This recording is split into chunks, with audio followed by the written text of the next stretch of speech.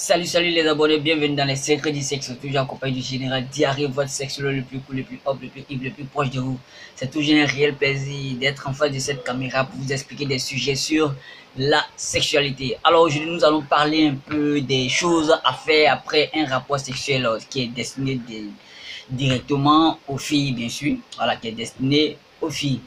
Alors, avant de rentrer dans le but de notre sujet, je vais te demander comme ça de t'abonner à notre chaîne si tu n'es pas encore abonné. Pour le faire, c'est simple, c'est écrit à ta droite en rouge, s'abonner.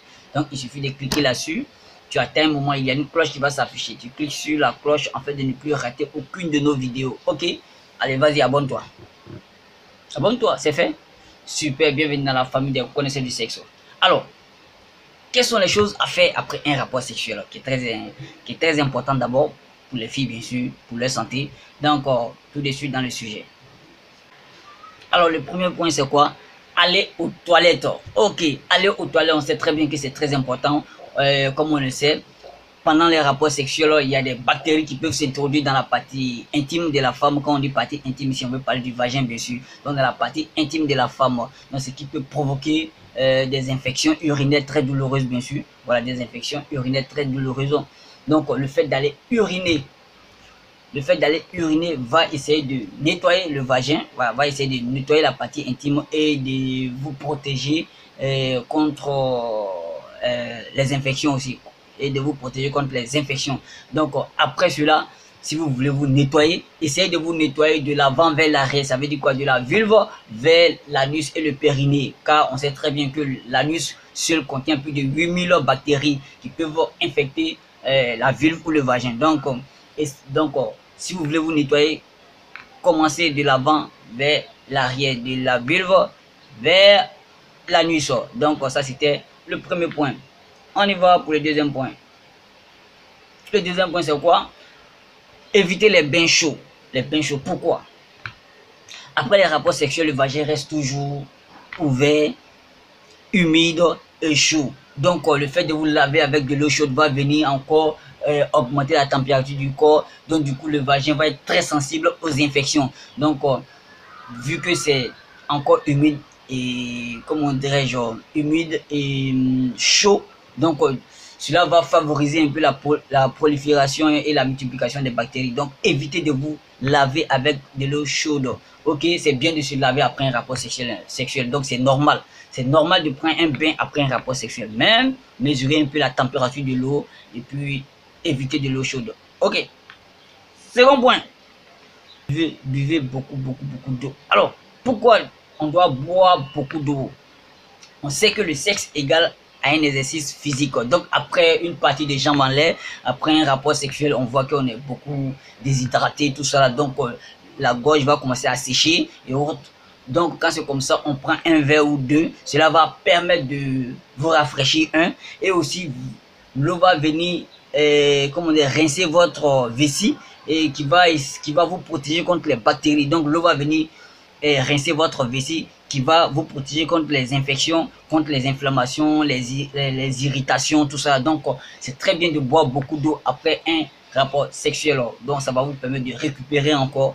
Donc, c'est conseillé de boire beaucoup d'eau. Ok, n'oubliez pas, c'est très important. Ok. Second point, on évolue.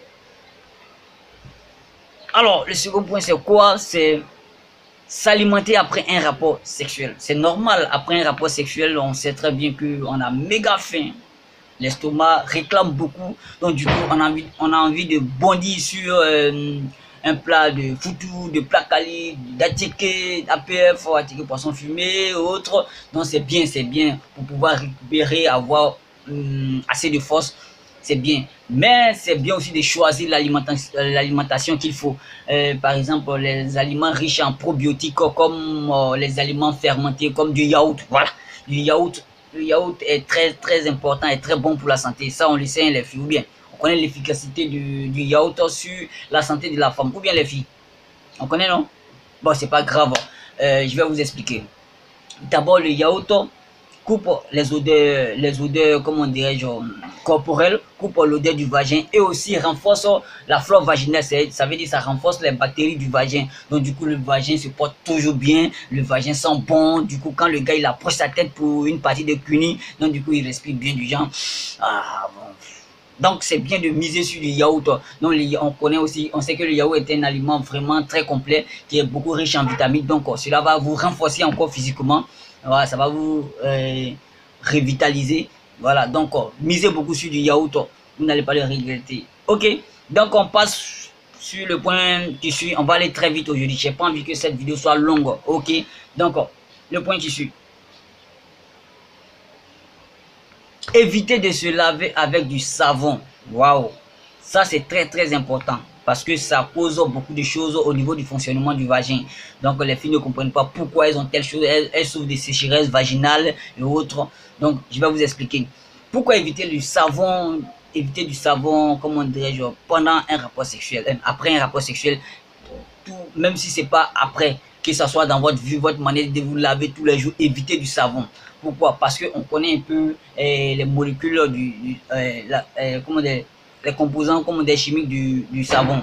Donc, le savon a un pH très élevé par rapport, comment dirais-je, le vagin qui agresse beaucoup le vagin. Donc, quand vous lavez avec du savon, que le savon rentre là-bas, ça agresse la partie intime, qui est le vagin. Donc, ça va provoquer un peu la sécheresse vaginale qu'on appelle le vaginite. Et on sait, une fille qui souffre d'une sécheresse vaginale, elle a tout le temps des douleurs pendant la pénétration. Elle peut pas connaître d'orgasme, elle peut pas connaître du plaisir. Donc, du coup, cette fille, elle est machin. Donc, du coup, elle est un peu paralysée sur ce côté-là. Donc, évitez le savon. Et aussi, le savon peut provoquer des inflammations et des irritations, tout ça. Donc, évitez de mettre du savon là-bas. Comme on le dit, le vagin est un organe qui s'auto-nettoie. Donc, ça veut dire que le vagin même se nettoie lui seul. Donc, le vagin a les mêmes fonctions que la bouche, les yeux. Donc, ce que tu ne mets pas dans ta bouche et dans tes yeux, faut pas les mettre dans ton vagin. Donc, c'est compris. Si vous voulez nettoyer votre vagin, faites-le avec de l'eau tiède. Voilà, c'est très conseillé. Faites-le avec de l'eau tiède ou soit ajouter un peu de vinaigre dedans. Donc, on connaît le vinaigre est un nettoyant qui ne dérange pas le pH du vagin. Donc, vous pouvez ajouter quelques gouttes de vinaigre dedans pour pouvoir faire votre toilette ou pour pouvoir nettoyer l'intérieur, le vagin, bien sûr. Donc, évitez le savon, ok? Que ce soit pendant, comment dirais-je, pendant votre toilette intime ou que ce soit pendant le bain même. Donc, évitez le savon. Voilà quelques points. Donc le reste va suivre dans la prochaine vidéo. J'ai pas envie que cette vidéo soit longue parce qu'il y a des gens qui veulent télécharger la vidéo, donc ils n'aiment pas les vidéos qui sont très longues. Donc on s'arrête ici. Aux prochaines vidéos,